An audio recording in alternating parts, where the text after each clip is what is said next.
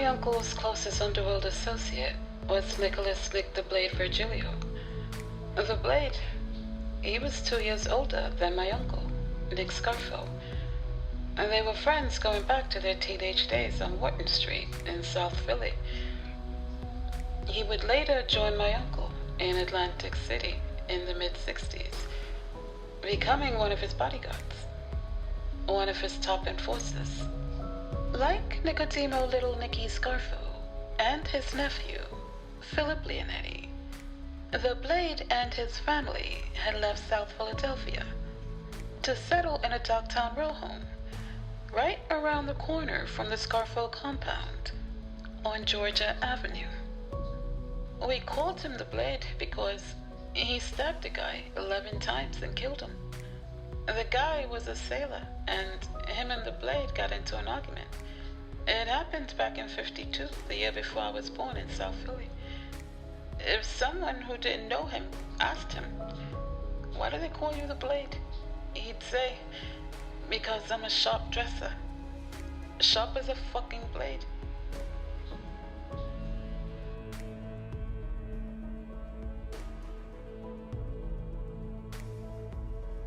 While Scarfo was in Yardville Correctional Facility, Nick the Blade Virgilio had killed a man on an Atlantic City street corner, shooting him right in front of an unmarked Atlantic City police cruiser, and as a result, was looking at a long prison stretch.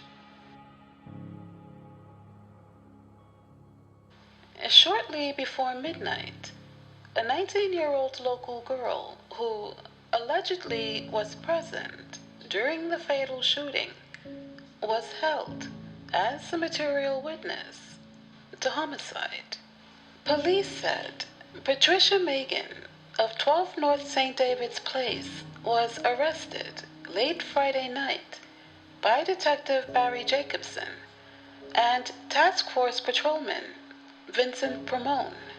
Still in jail in lieu of a $50,000 bail on the homicide charge is Nicholas Virgilio, age 42. He's also being held on a $1,000 bail for possession of a deadly weapon without a permit.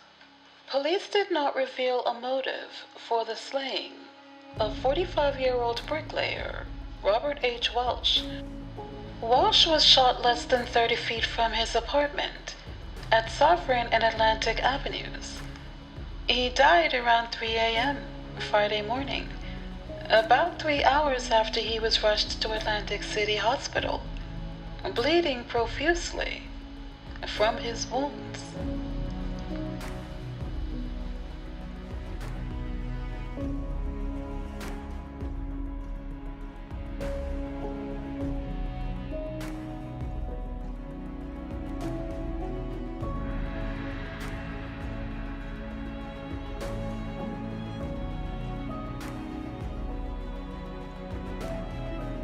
Appearing before Judge Thomas Raffenbart in criminal court at Mays Landing, Nick the Blade Virgilio pleaded no contest to the murder of Robert Welch.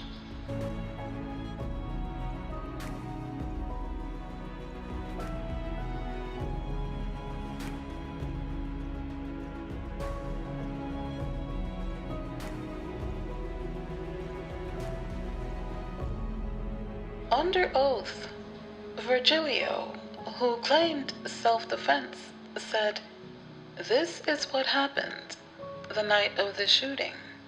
He and a young lady, 19-year-old Patricia Megan, were waiting for a bus at Sovereign and Atlantic Avenues.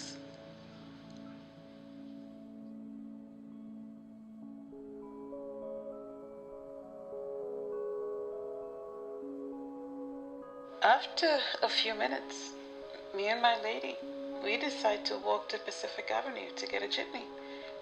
You know, one of those small buses, like a shuttle bus. As we reached the southeast corner, Your Honor, after crossing the street, this guy bum rushes me. He hits me. He hits me for no fucking reason. At least, none that I can think of. At first, I thought he had hit me with something, Your Honor. An object, or his hand. I mean, the blow blew me back to the point I was dazed. After he threw that first punch, I mean, the guy kept coming at me. First off, I didn't know this cat. Had no beef with him. Never in my life had I seen him before that night. He threw the first punch. I was just defending myself. I fired 2 shots into the ground as a warning, but he still came at me. So I fired 3 more shots at his legs. I thought I'd shot him in the leg, but the autopsy showed I hit him in the groin. I mean, what was I supposed to do, Your Honor?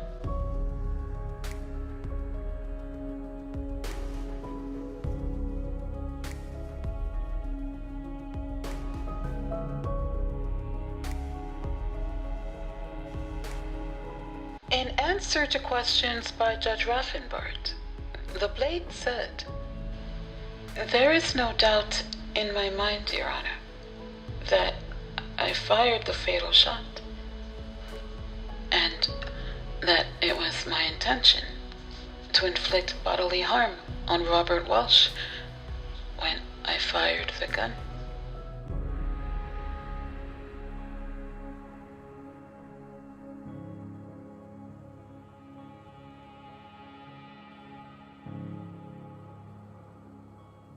Welsh, a bricklayer, died in the operating room of the Atlantic City Hospital, where 3 .32 caliber bullets were removed from his body just a few hours after the midnight shooting. Patrolman Ronald Sutton and Vincent Primone, who were at the traffic lights at Atlantic and Malvern Avenues in an unmarked station wagon when the shots were fired, arrested Virgilio at gunpoint. I understand that I face the maximum penalty of life imprisonment, Your Honor. I also understand this plea has the same force and effect as if I'd been tried and found guilty by a jury. At his arraignment the next day, Judge Frederick Perrone, acting on recommendation of the county prosecutor's office, set bail on the homicide charge at $50,000. It would subsequently be reduced on order of County Judge Thomas Raffenbart. Patricia Megan, the young woman at the center of the altercation, who was charged as a material witness in the Welsh slaying, was also issued bail of $500. Bail of $25,000, on which Nicholas Virgilio had been free, was continued on September 13th, the date set for sentencing. The Blade, who was represented by attorney Harry Goldenberg, entered his murder plea on the day he was scheduled to go to trial. One of the provisions in the plea bargaining was the prosecutor's recommendation at the time sentence was imposed for dismissal of 3 bookmaking charges and 1 charge of conspiracy to violate the state gambling laws that were pending against Virgilio. The sentence was imposed by Judge Thomas Raffenbart, who also accepted Virgilio's plea in criminal court in Mays Landing. During the plea proceedings, Virgilio said he had never seen Walsh before, although he had heard of him. The Blade had a girlfriend whose stepfather was abusing her. She'd always cry to him about it. One night, when they're out, This guy is drunk, the blade. He sees the stepfather on the street. He shoots the guy right in front of 2 fucking cops. That was the blade. I mean, he didn't give a fuck that 2 fucking cops was standing right there. He'd just shrug it off and say, that guy had it coming. And I don't give a fuck who was watching. Cop or no fucking cop. The blade was like Dr. Jekyll and Mr. Hyde. He was the nicest guy in the world when he was sober. But when he was drunk, he was fucking evil. He was like Skinny Razor and my uncle, in the sense that he was a no-nonsense, stone-cold fucking killer.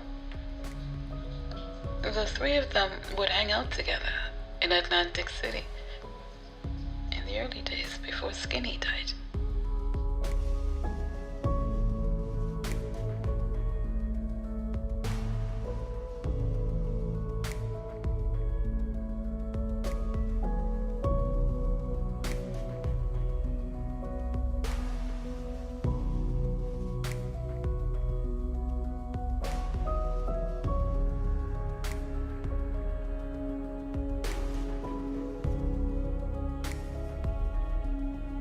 March 1st, 1952, 2 16-year-old girls testified at a hearing that they were served alcoholic beverages in a Locust Street tap room where a young sailor was murdered. The 2 girls testified they were escorted to the Top Hat by 20-year-old Nicholas Virgilio of Tree Street near 9th and Jackson. Virgilio was held without bail for the fatal stabbing of Glenn Long, a 19-year-old sailor from St. Louis, Missouri, who was attached to a ship at the naval base. At the Blade's preliminary hearing and inquest, it was testified that the 3 quarreled and the 2 girls left the bar. Virgilio, it was stated, followed them outside the bar in the then red light district at 13th and Locust Streets, where the quarrel became physical. Glenn Long, who was outside a cafe at 1235 Locust Street when the young woman was being assaulted, grabbed Virgilio's hand to stop him. The Blade swings around, grabs a switchblade from his pocket, and plunges it into Long's abdomen. He would die a week later, on March 8th, at Jefferson Hospital.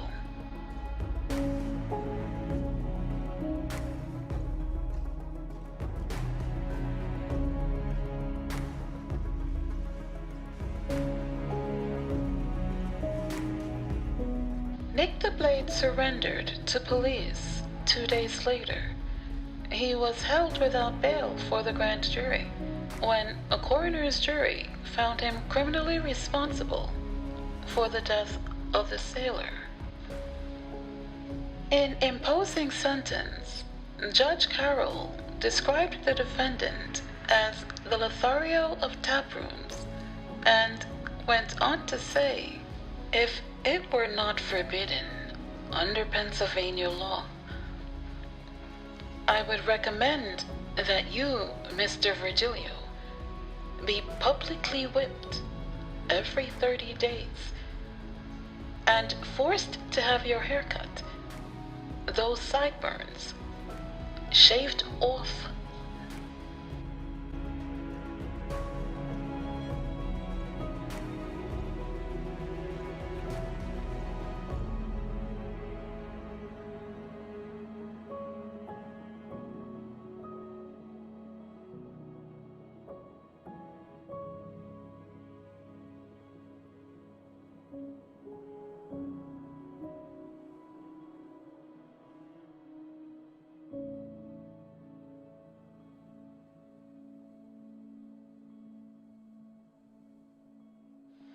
Nick the Blade Virgilio would be convicted for the murder of Robert Walsh, the stepfather of his 19-year-old girlfriend, Patricia Megan. Looking at a lengthy prison stretch, the Blade reaches out to his longtime friend, Nicodemo Little Nicky Scarfo, who was imprisoned at the time. From 1971 to 1973, Scarfo served almost 2 years in Yardville Correctional Facility, refusing to testify to the New Jersey State Commission of Investigation.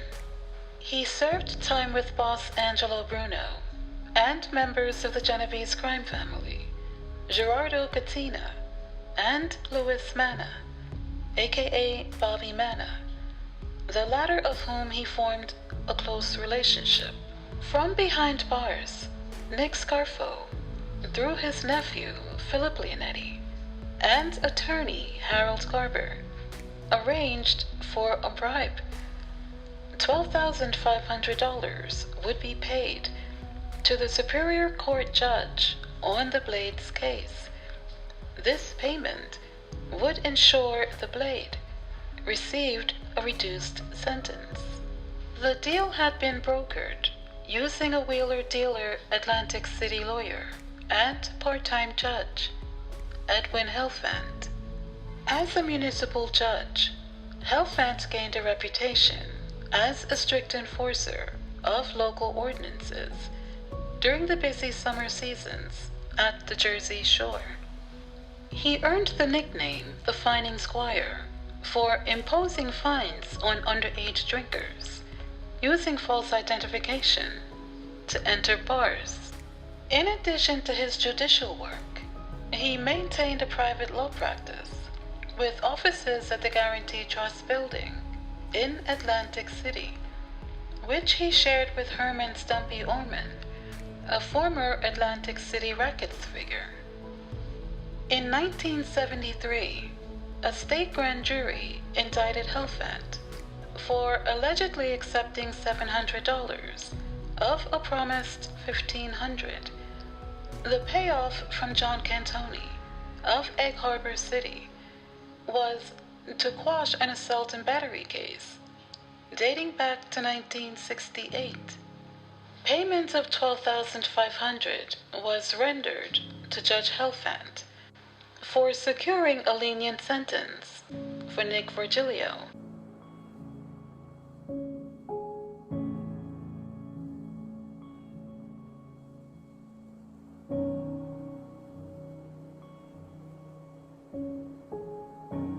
One can only imagine the shock and dismay in the courtroom the day of sentencing.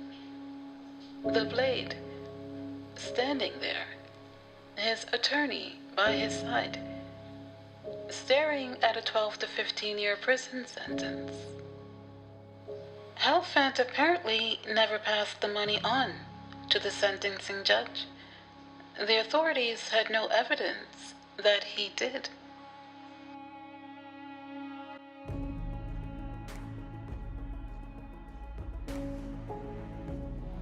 Instead of paying off the judge in the Blade's case, Helfand kept the money for himself and split it with a friend, an associate of Nick Scarfo, Alvin Feldman.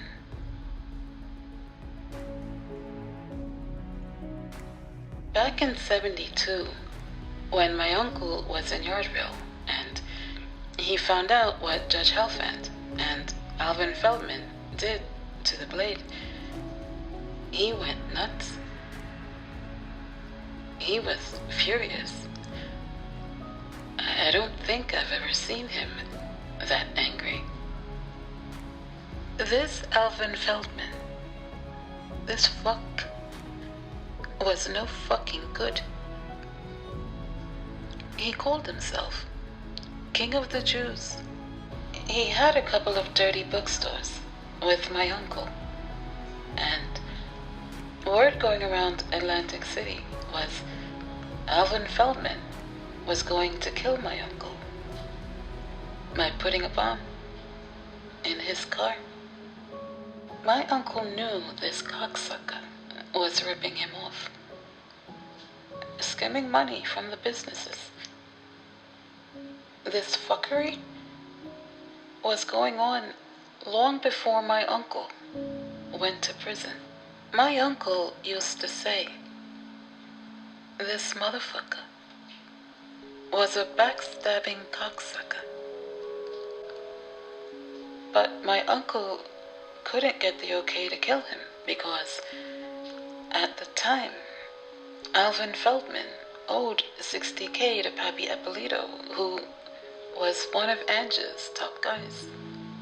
So, one day my uncle approaches Ange in Yardville. He tells him he wants to kill 3 people. He tells him he wants to kill his 2 partners in Atlantic City, Tommy Butch and Alvin Feldman, and that he wants to kill Judge Helfand. After my uncle gave his reasoning for each of the killings and told Ange that he knew Pappy Ippolito had gotten his money back from Alvin Feldman, Ange gave him the okay to kill all 3. When my uncle got out of Yardville in the summer of '73, the Blade was in prison. Judge Helfand, he had made a big mistake crossing the Blade, but an even bigger mistake crossing my uncle. On the very day he was released from Yardville, my uncle told me he was going to kill Helfand. The fact that Helfand was a judge meant absolutely nothing to my uncle. He didn't give a fuck. A few days later, he told me we were going to wait for the Blade to get out of jail because the Blade had gotten word back to my uncle from jail that he wanted to do it himself. When my uncle got out of jail, Judge Helfand came to see him. He had concocted some story about the judge in the Blade's case taking the money and not doing the right thing. My uncle pretended like he bought it, but we knew he was lying. He was no fucking good. And my uncle had had enough. Now, Judge Helfand was having problems with his own indictment for fixing cases, and so he came to see my uncle for help. He wanted my uncle and Harold Garber to fly down to Atlanta to talk to one of the witnesses about not testifying.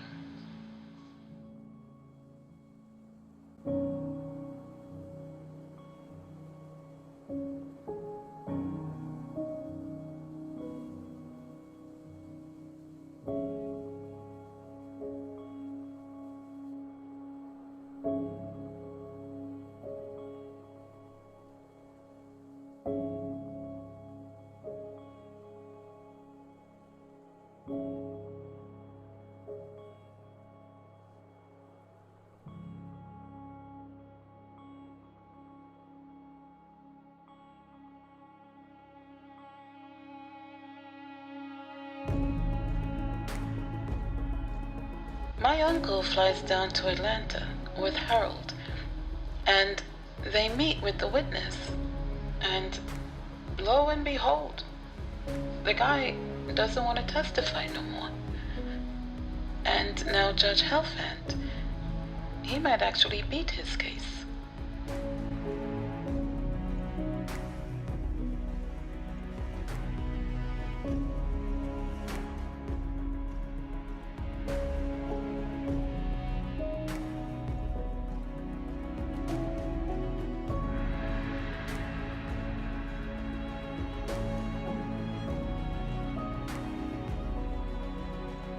Loud and boisterous, and somewhat tipsy, Helfand was in good spirits.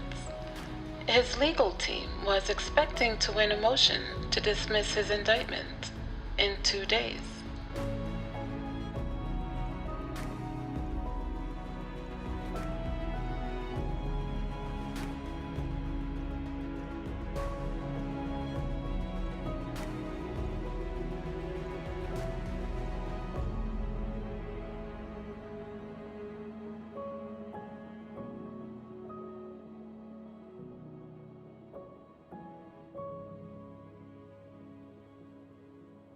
February 15th, 1978, Nicky Scarfo drives Nick the Blade Virgilio to the Flamingo Motel in Atlantic City. Helfand had an ownership interest in the motel. Judge Helfand, his wife, and another couple were sitting at a table in the motel's cocktail lounge.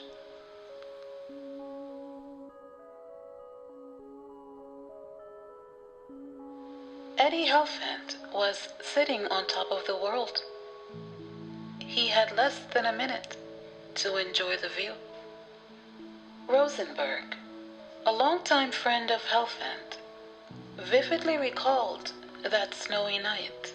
He was watching the Muhammad Ali-Leon Spinks fight on a closed-circuit television when Virgilio entered the cocktail lounge. He watched as the Blade scanned the faces of the patrons before spotting Helfand. Placing the snow shovel near the door, the Blade moved swiftly towards the judge's table. Placing his left hand on the back of the man seated at Helfand's table, Nicholas Nick the Blade Virgilio raised his right hand, carrying a .38 caliber handgun and a 6-year-old grudge, fired 5 shots at his target.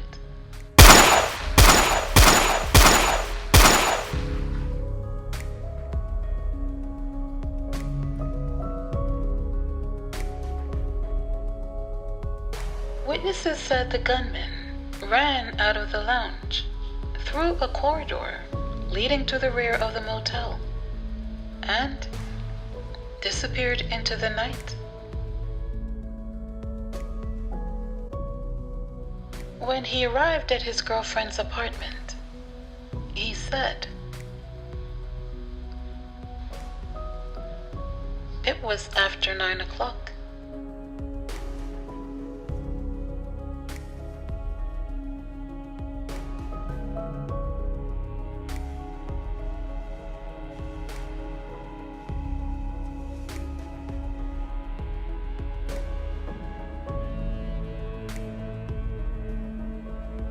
Almost from the night Helfand was killed, investigators theorized the murder to be a contract killing, ordered by the mob.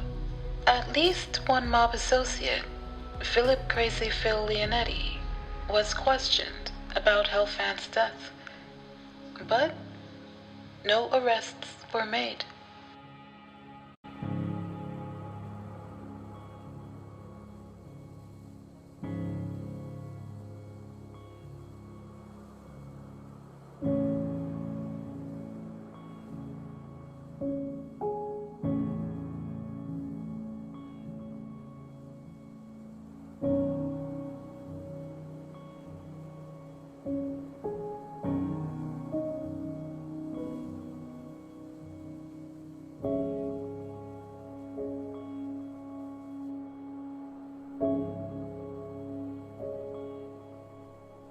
Nick the Blade Virgilio became a 3-time killer, a bookmaker, and extortionist during his life of crime in Philadelphia and Atlantic City. His third murder became his rite of passage, his bones to becoming Cosa Nostra.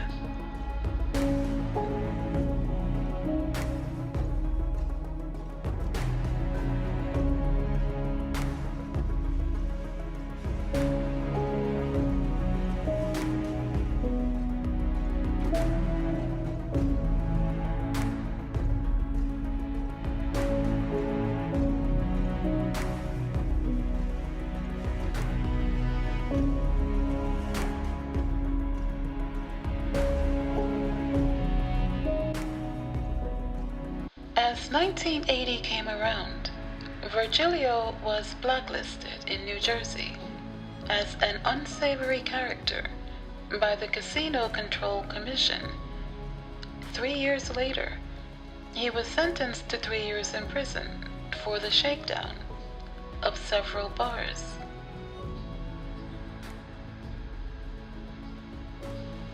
At 5'10", he had a long, angular face, gray curly hair worn in a pompadour, and a solid trim body. In prison, he prided himself on doing 100 push-ups at a time and watching his weight. Nicknamed the Blade, Virgilio was as quick with a switchblade as he was with his temper. The Blade? Oh man, the Blade. He was a strange looking guy. And a strange acting guy.